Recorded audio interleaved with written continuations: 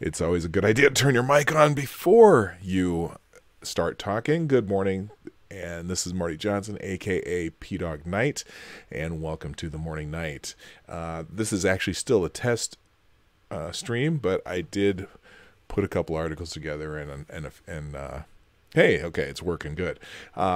Got a couple test articles and just a couple things I'm going to do to test out some of the things that I've been putting into this.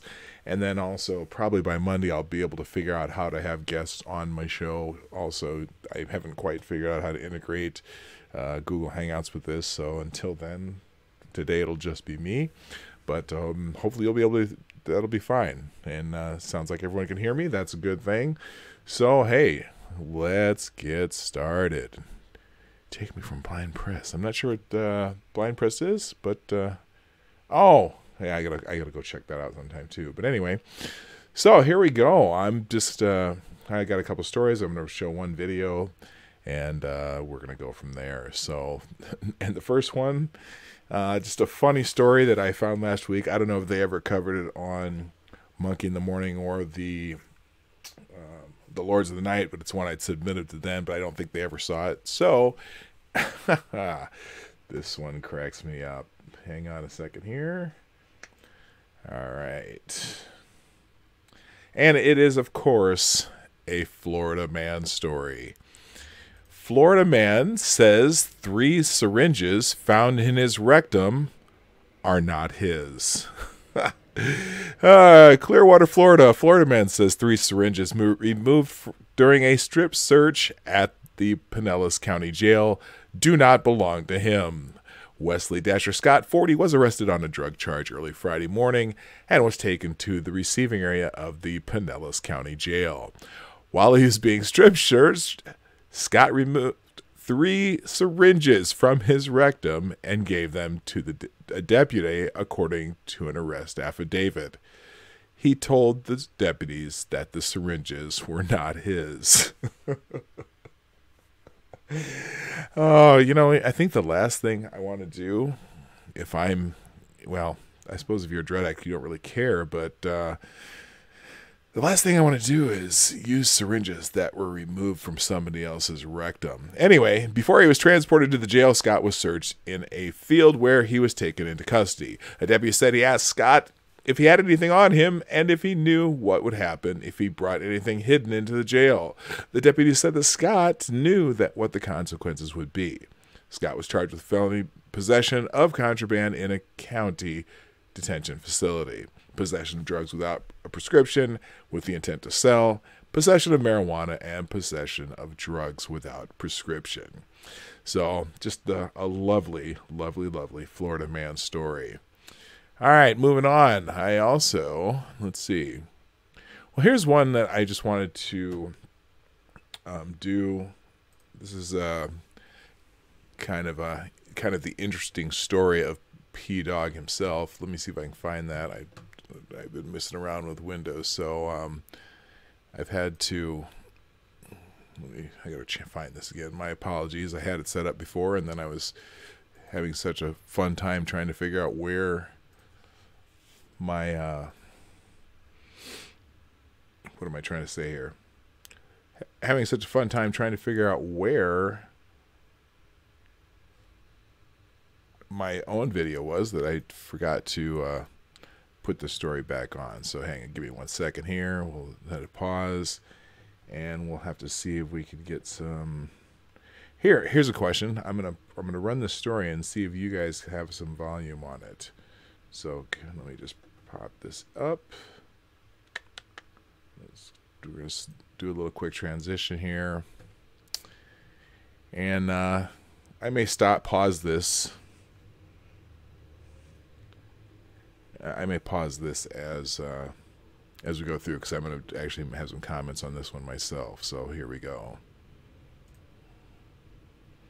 I'm trying to do it so that, hang on a second, maybe. Okay, Tony, thanks. We do love this. Tell me if you can hear the volume. I'll restart it if you can't. But That shows me that I'm not getting any audio out of it, so I'm going to restart it with the audio on, and I'm going to have to... Oh, I have my headphones on, so you won't hear it anyway, so that's cool. All right, here we go. There you go, 6 minutes after the hour now. Diane, back to you. Okay, Tony, thanks. We do love the story of a kind of real-life fairy tale. Imagine waking up one morning, you're a Minnesota all-American dad. Let's just stop there. I'm a Minnesota All-American dad. Just want to let you know that in advance. A Minnesota All-American dad. Here we go. You travel 6,200 miles to Nigeria to discover, well, you're a prince. And we learned about this life-changing adventure in GQ magazines. All true. Happened to Marty Johnson, who is also known as Chinyere Ojiki. Did I pronounce that right? Well, we'll see.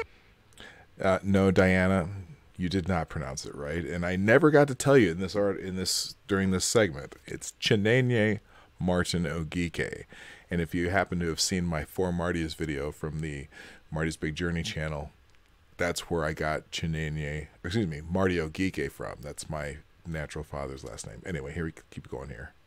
See. Meet Marty Johnson, mortgage broker, husband, an average dad, living his life in an ordinary small town, Eagan, Minnesota. And since he was adopted, he thought when he began searching into his past for clues to his heritage, the results would be ordinary too. He learned he was the result of a brief encounter between Kathleen, a California college student, and John, an exchange student from Nigeria. They had given him up for adoption to be raised by loving parents.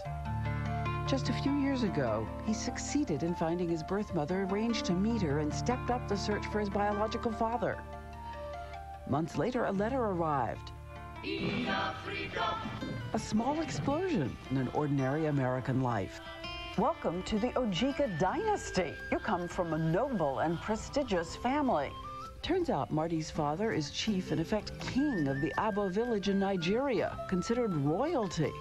Which means Marty Johnson, Boy Scout leader, football coach, and Minnesota dad, was in fact a real-life prince. People in the village have been wondering for a long time, was this story true? Was it true that the chief had an American son? And was he in fact going to come to Abo village to meet his dad? Before I move on, I have to laugh because there's a whole lot more to the story, and that we'll tell in future live streams or perhaps on my other channel. But the funny thing about that letter, my father's oldest sister, who was kind of in charge of the family history, when she sent me that letter saying that I was part of this family, there was a funny part of it where there was a point where I had to prove my claim. Fortunately, I went out and met my aunt, and I look very much like my father, even though he's much darker than I am. And my aunt that I met, that lives in California, before I went to go visit Africa, the second she saw me, all doubts were gone. She said, "Oh, this is obviously my brother's son." So anyway, moving on. So the son, an unlikely prince, boarded a plane to meet the family he never knew he had in a country he never dreamed he'd ever see. Traveling around the world, he discovered a father and a newfound past. From the village, celebrations erupting to welcome Abo's newest son. We get there and people are dancing in the driveway, and there are all these relatives, cousins, uncles, people Marty has never seen in his entire life who are treating him like he's some kind of miracle. He walked where his ancestors walked, visited the school his grandfather founded, and gained a new view of the world and himself. Suddenly surrounded by 1, 2, 3, 4, 5, 6 siblings, a stepmother, aunts, uncles, an infinity of family friends. And the man who once knew no blood relatives discovered that even if this village couldn't raise a child, it can welcome a prince back home. And here he is, Marty Johnson. Now, just before I go on here, I want to ask you in the chat, how's the volume on the video? Because I'm trying to make sure my settings are right. Just let me know in the chat. Thanks. his wife Laura, and his birth mother Kathleen O'Connor Wang joining us this morning, and it's so great to see you. So welcome. Thank you sir, very much. Whatever I'm supposed to do here. It must have been, first of all, just tell me what it was the first time you saw your father in this exotic and new place to you. What did he look like to you?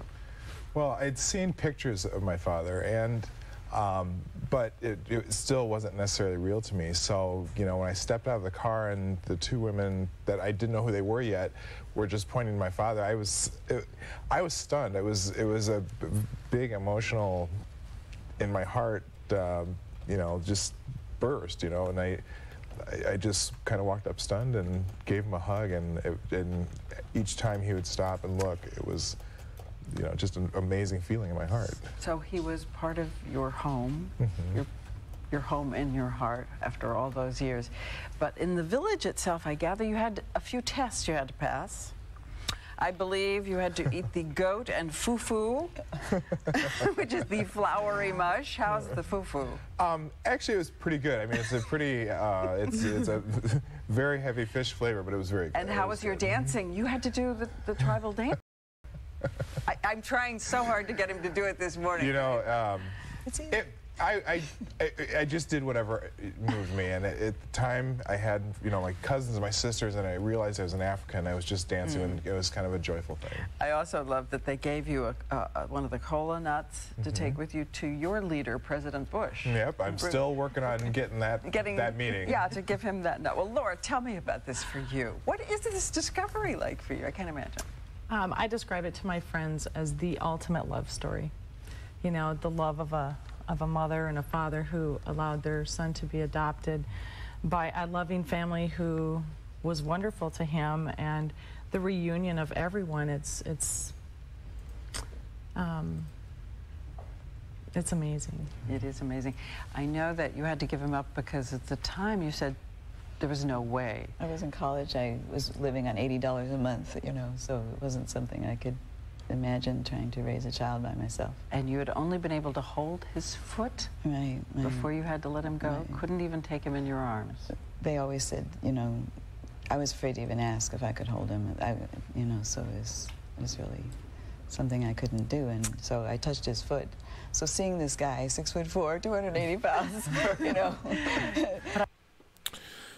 So, one of the interesting things is my mother was a student in New Mexico, actually, and her parents lived in Iowa, and my father, or excuse me, my grandfather, her father, worked at the University of Northern Iowa at the time, and so my grandfather worked with a lot of foreign exchange students, and that's how that he knew my father, John, and that's how my mother and my father actually met. And when I was conceived, my father found out that she was pregnant. He offered to marry her, but she said, no, that's not going to work. You know, she didn't really want to move to Nigeria, and he was going back to Nigeria to run his father's school. He was there getting his master's degree in education. And so he did leave, and my mother was, you know, she's a Catholic girl in the 60s, sent away to a Catholic home in St. Paul, Minnesota, and where, you know, girls went away, they disappeared, they had their babies, and then they gave them up for adoption and then went back on with their lives. So, I actually met her in 2001, and I met my father in 2004. Just right after my 40th birthday. So this is from 15 years ago when the whole thing came on Good Morning America. And the reason it got there is because when I went to Nigeria, some of my wife's friends worked in media, and the story went out on the AP Wire because they told some friends of theirs, and eventually GQ magazine contacted me and said, well, when you go to Africa, we'd like to go with you. So the Jason Gay, the guy they showed earlier in the story here, he was the writer from GQ, and then they sent a photographer from GQ also. So there's lots of really nice pictures and stuff. And I think that GQ article is still available online. So anyway, I'm going to keep going with this. I'm looking, you know, I'm looking at your smiles. Isn't it? He has O'Connor smile. Yeah, you do. And speaking. And that's where Marty O'Connor came from, if you happen to see my Christmas video. I'll link that in the chat eventually here, but that's where so I have Marty O'Connor, which is my original name, John Martin O'Connor. I have Marty Johnson, which is the name with my family, although my legal name's different than that. And then Marty Ogike, which is my father's last name. Speaking of O'Connor, I have calculated, and you'll have to help me here, Laura, because you're the custodian of this, I know, that among you all, you have Swedish, Norwegian, English, Polish, Czech, Native American, Irish, French, Nigerian, and through marriage, Taiwanese and Mexican blood. And That's you're a everything. United Nations about a family. That's my children. They had to write a report on, what is your ancestry, and it took them about 2 hours. So what did the kids think of their father now, who is, in fact, he's the Prince of Wales for the tribe? I mean, he is in line to be chief of the tribe, head of the tribe. My son is like, oh. He's also going to be Okay. chief too, right? And When's baseball practice? and my daughter, she's proud to be a princess. She said, I'm proud of my family. But they understand, in America we don't have the same hierarchy, and so when we go back to Africa, it'll work. Now, have you been there, any thought you would ever give to moving there for a while and actually taking up the duties? Well, like I told my wife, you always wanted to retire someplace warm. I don't know if I'm still learning so much about this, and when we go to Nigeria, God willing, sometime in the next year or so, I'll learn more. I don't necessarily have plans to move there, but I'd like to be there. I'd like to go there often if I can. Well, again, it is an amazing story. No one would believe it if we weren't sitting here looking at the three of you. And thanks so much for sharing it with us. Thank you very much. Thank you. And we'll turn next to this question of whether you can manufacture trust in a bottle. What is that about? Coming up.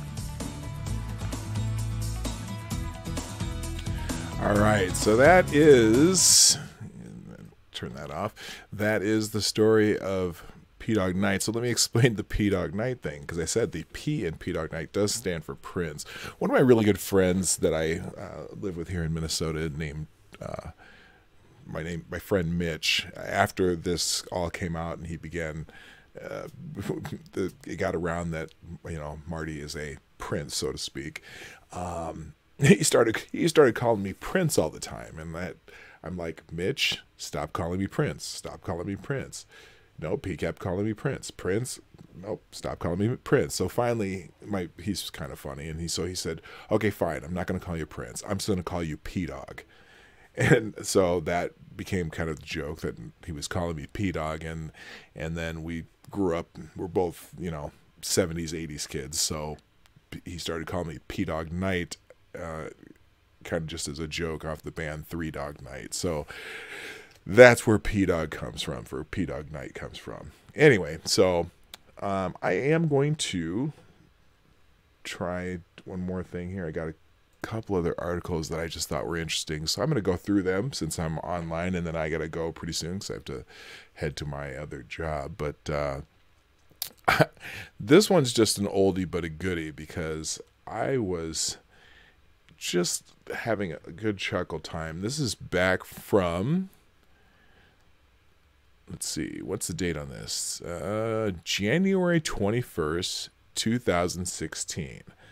Now, that's when this was before the election, but apparently at the time, Donald Trump was becoming, it was looking more and more like he was getting more traction as a nominee for president, in the Republican Party at least. And one of these articles always crack me up when I go back and look at them. So here we go. Whoopi Goldberg. Maybe it's time for me to leave the United States.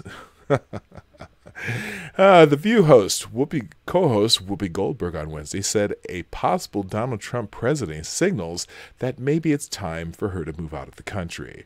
Miss Goldberg was responding to a claim by fellow co-host Joy Behar that the Republican presidential frontrunner has a lot of Democratic tendencies if you look at his record.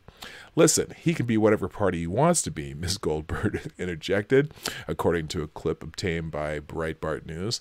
What he can't be is he can't be the guy that says it's your fault stuff isn't working.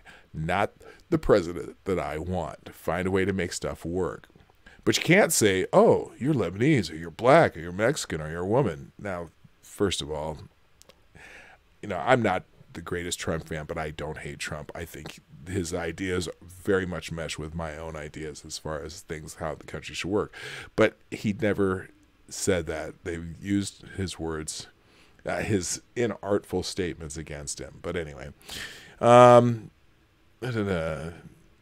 let's fix the crap. Let's just fix it, she continued. And if you can fix it, I will listen to what you have to say. The minute you start pointing and saying that a person is a rapist or a murderer, which he never really said, that was semantic difference, and they used the clip. They chop off the clip to make it sound like he was saying something else. Anyway, it pisses me off because I haven't been a part of that when they just use a blanket statement to talk about black people, or when they use a blanket statement to talk about white people or women or any other group. Which, well, let's not talk about how people make blank statements about certain categories of people, because that's pretty much the MO of the entire left progressives wing of the country. Anyway, but the reason I think this is funny is Donald Trump is president, and I'm almost positive Ms. Goldberg is still hosting The View, so she hasn't left yet. So I just thought that was kind of funny.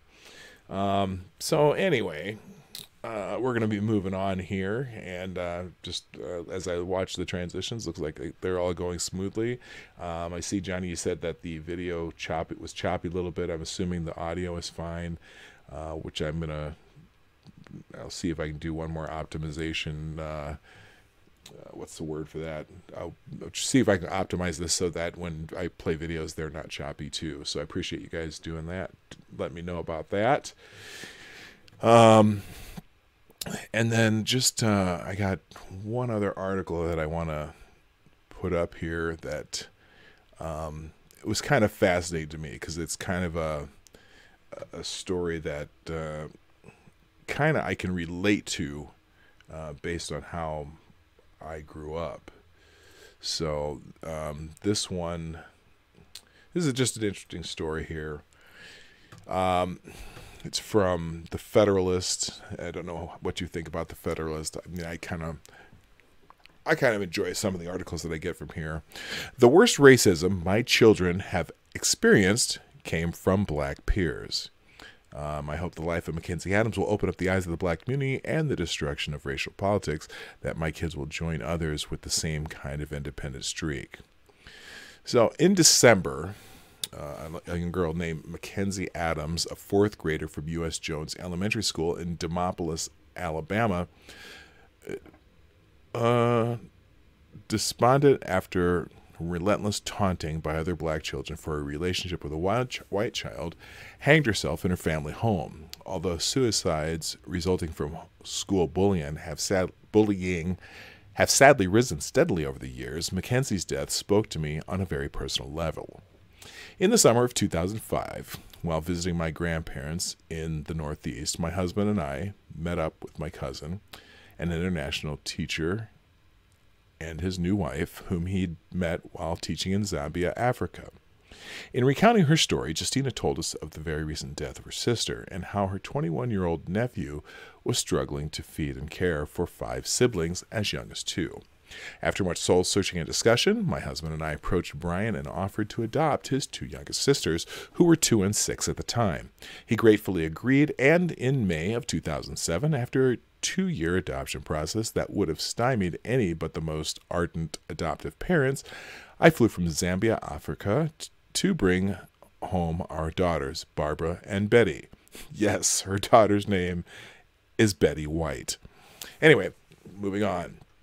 We knew that adopting 2 little girls, 4 and 9, from the other side of the world and a family of 2 boys, 4 and 2, wouldn't be easy in terms of bonding and reassimilating the family birth order structure.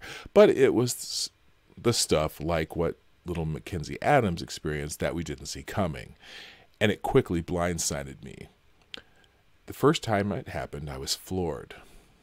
One day late in the first summer, while out shopping, we ran into one of our associate pastors. Our church had provided simply amazing support during our adoption struggles, and it was a joy to have an opportunity to visit with any fellow parishioner and clergy about the adoption, the girls, and our new forever family. So I gravely stopped to visit with her. As we chatted before we left the store, the pastor, a black woman, suddenly lowered her voice and became somber and inquired as to how I was immersing the girls in their culture. I truly wasn't sure what she meant, so I asked. She then began to sermonize about how important it was for me to get the girls subscriptions to black magazines and to make sure and watch black movies and TV shows so they could see and relate to people of their color. She veritably assured me that as a white woman, I couldn't be expected to understand the black experience in America. I needed to make sure and make appropriate and relevant material accessible so they could better assimilate with black culture. Now, here's the reason I can relate to that. When I was adopted, way back when, I was adopted into a black family, and my parents lived actually in a neighborhood that was mostly black people. But at the time, they were building a new home on the other side of town. Really, the interesting thing is, back then when there was actually things like redlining and real estate agents trying to steer you to certain neighborhoods, my parents had been out looking for homes and couldn't get the time of day for most of the real estate agents. So they started a project with several other families and a developer in the west side of Omaha, where I grew up, that was in an unincorporated area immediately adjacent to the city limits. And so they had pretty much developed this neighborhood where there was a few black families, but it was basically an integrated neighborhood. This is back in the late 60s. So rather than, and part of the reason they wanted to do that is my parents saw how the area they lived in was, getting run down, and the schools weren't as good, and so they wanted me to go to a better school.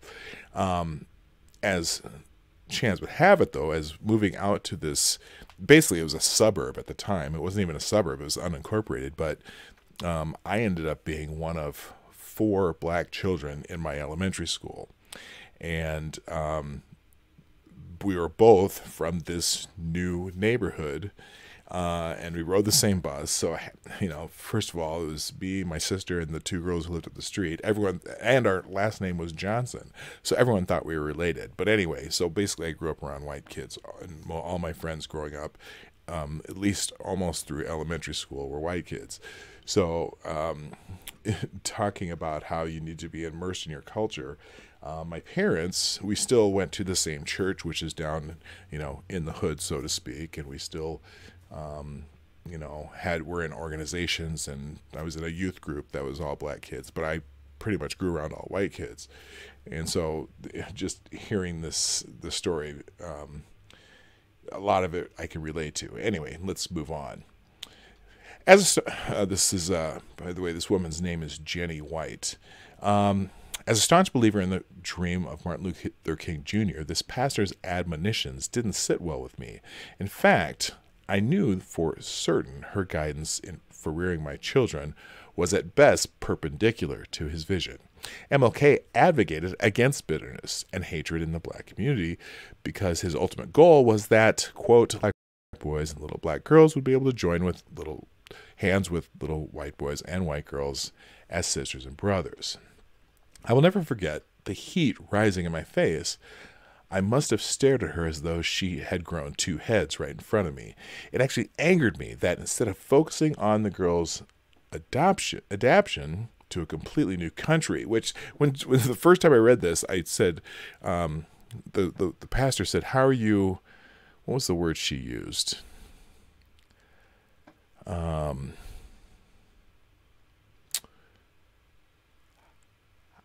how was I immersing the girls in their culture? And I'm thinking, well, why would she want to immerse them in Zambian culture when you're raising them in the United States? Wouldn't you want to immerse them in American culture? But then it clicked what the pastor was talking about.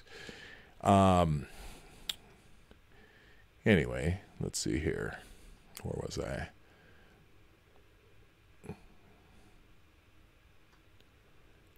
I already read that.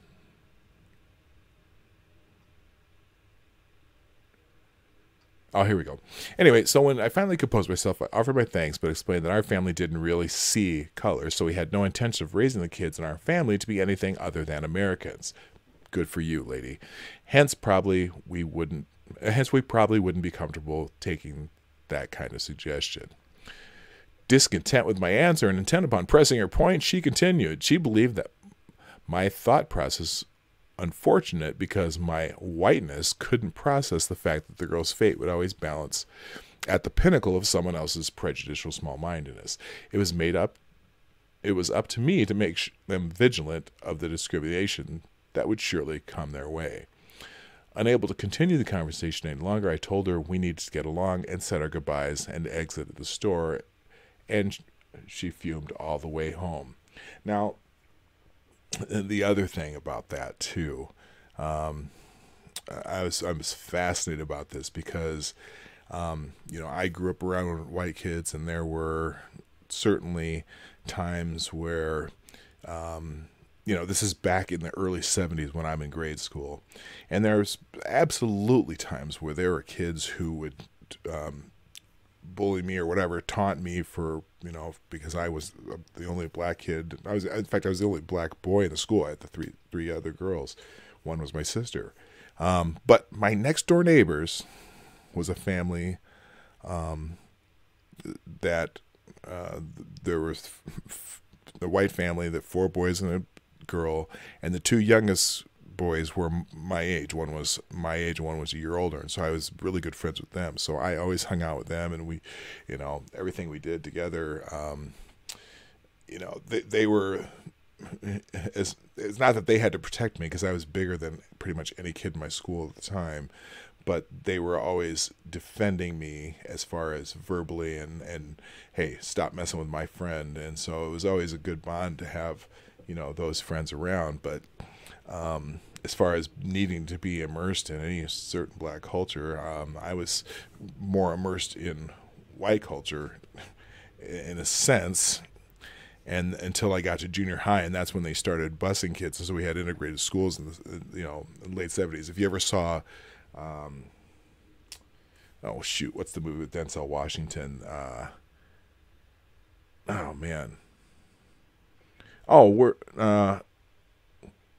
Word, thank you so much. I appreciate that. I looked down and saw that you were about to head out, but I do appreciate you being here. I'm going to finish up the story here pretty soon, but hey, get that kid to school, man. All right. Anyway, so let's see, next part. My kids identify as Americans. Martin Luther King Jr. was no separatist, no racist. He was a uniter with a vision to bring people together. I still struggle to see how in the world of words of my long former pastor match up with the dream of one of the greatest men in U.S. history. Why in the world would I raise my girls to look for specters and shadows?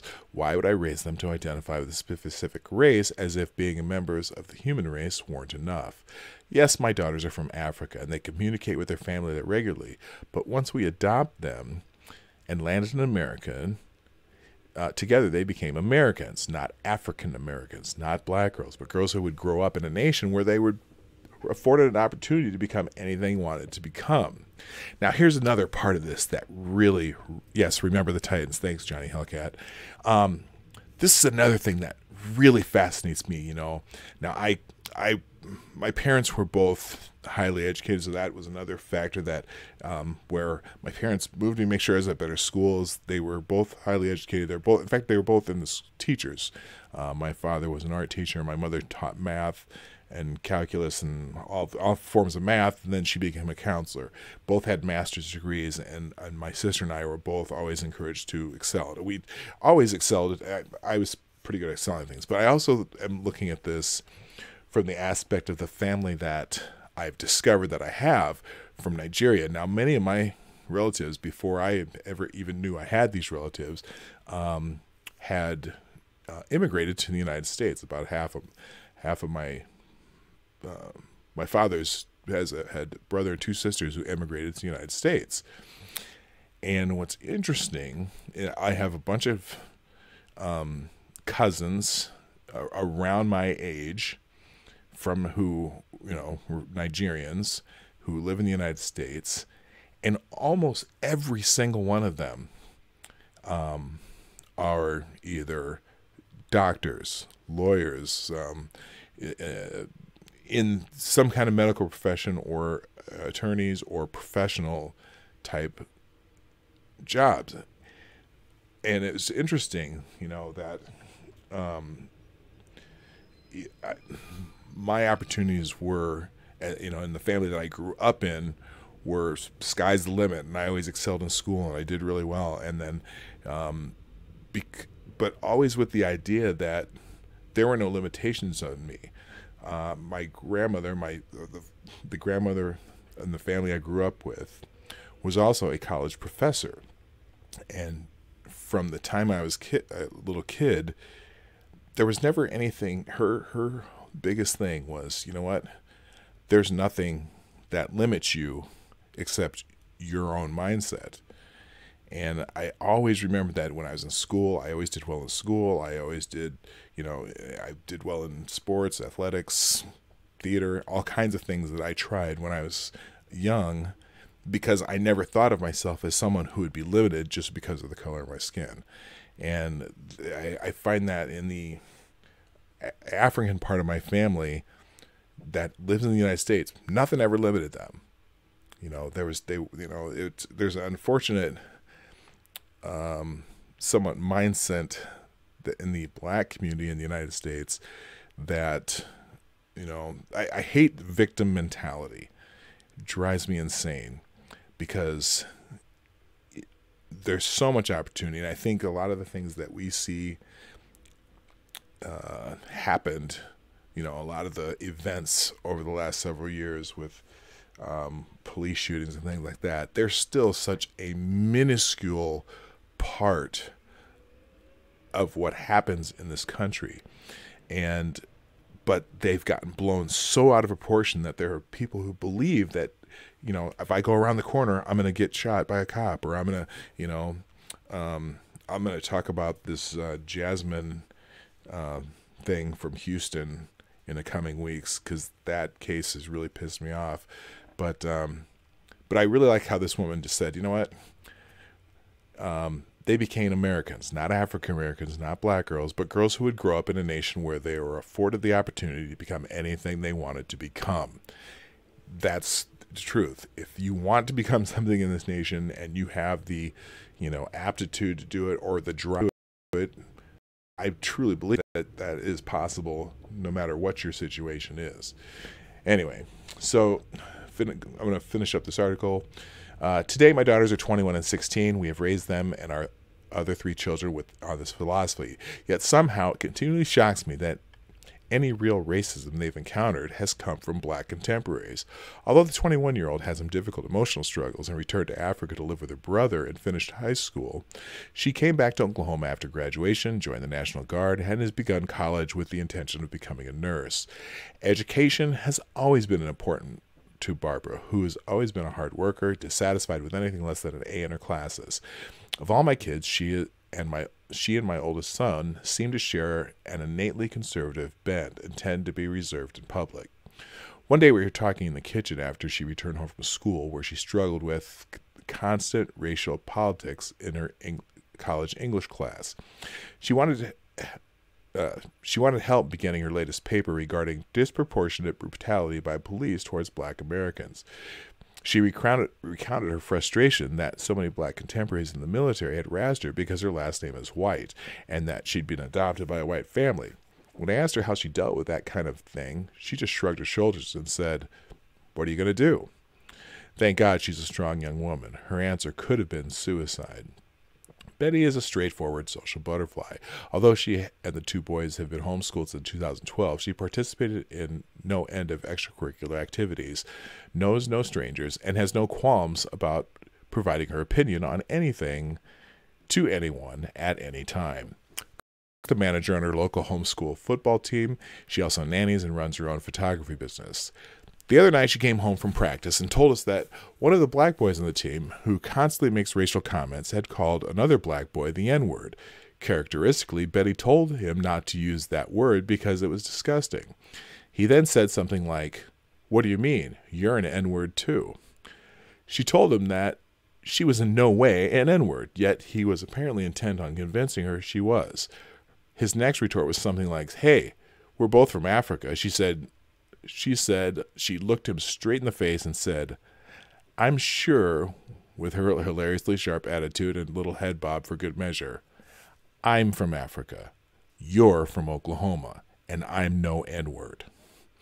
She went on to tell us that this kid had also mocked her about hanging around with white kids, including her white boyfriend, who is also on the team and acting and speaking like she is white.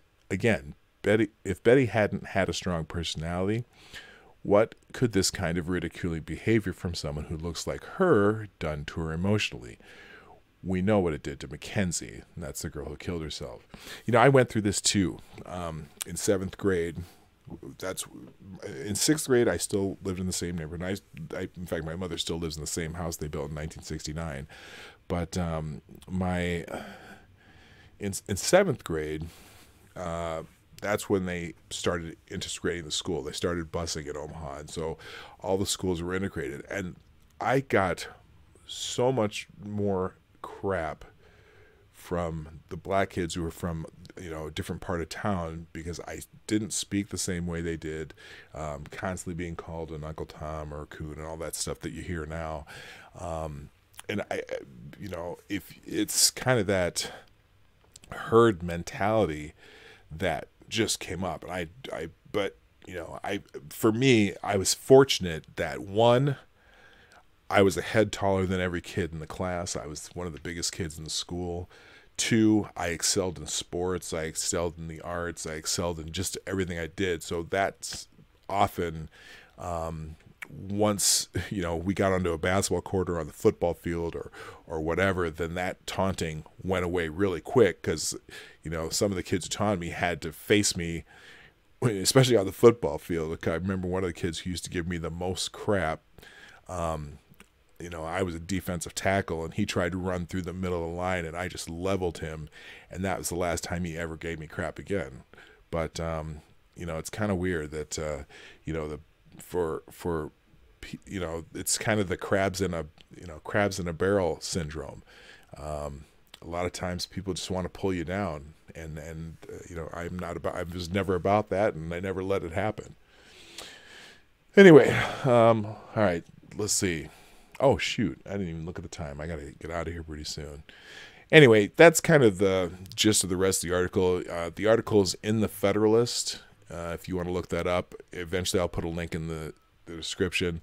Again, the article is called "The Worst Racism My Children Have Ever Experienced Came from Black Peers." It's a pretty interesting article. So anyway, I am going to... I actually got to head out.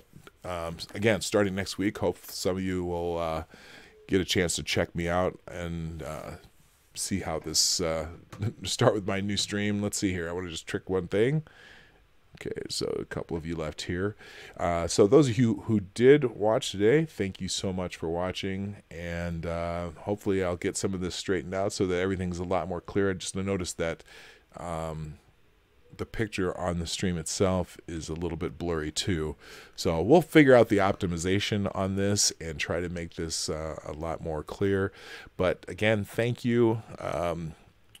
Let's see who's still here. Well, I see Johnny's still here, it looks like. Anyway, for those of you who are here listening, I appreciate you, and we'll see you next time. My name is P-Dog Knight, and I'm out of here.